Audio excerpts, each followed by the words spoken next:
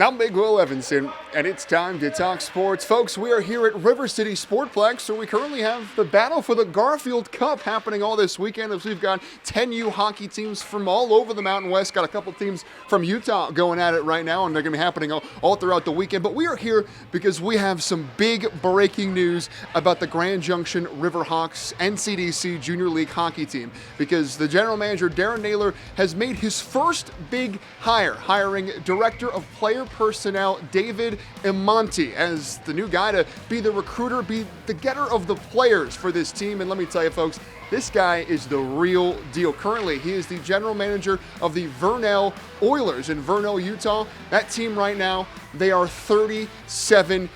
37 wins, 0 losses. He's got so many connections in Europe. He's actually in Europe right now, in Budapest, trying to recruit some players, trying to bring players here to the Grand Valley. And let me tell you, folks, both Darren and David himself have shared this sentiment. They expect this Grand Junction Riverhawks team to win, and win as soon as they can.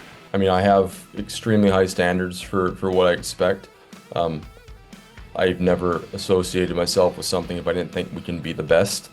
And I mean, playoffs are great, but I mean, I think that, you know, optimistically, it'd be great to see something even more than that, right? Like, once you get into the playoffs, anything can happen. If you look at our team in Vernal, we lead the country in goals and penalty minutes. It's the old Philadelphia Flyers mentality, the Broad Street Bullies. You beat them on the scoreboard and beat them in the alley.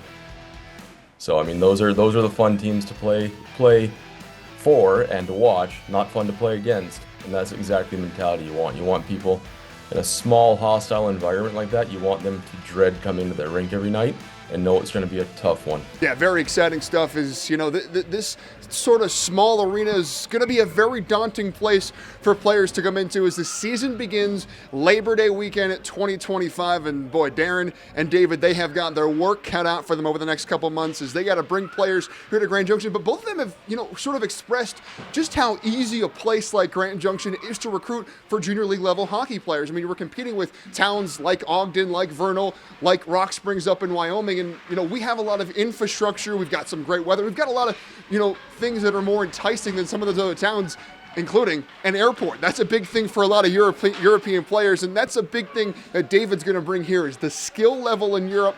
It's just a lot higher than it is elsewhere across the world, and we're going to be bringing a lot of players from Europe into Grand Junction, and we're going to be able to see that skill level on full display, a lot like we did a couple weeks ago, or last weekend, during the NCDC showcase between the Idaho Falls Spud Kings and Rock Springs Grizzlies. What a great show that was by both those teams, especially the Spud Kings, the top team in the NCDC. They were putting on a show, some great hockey, and that great hockey is going to be right here and right here for good, starting Labor Day weekend as the Grand Junction Riverhawks. We're going to have much more about this hiring and about the Riverhawks as a whole coming your way on Monday. But folks, we've got a massive night of high school basketball across the valley. A pair of cross-valley showdowns out in Palisade. The Fruita Monument Wildcats undefeated in girls and boys basketball in Southwestern League play.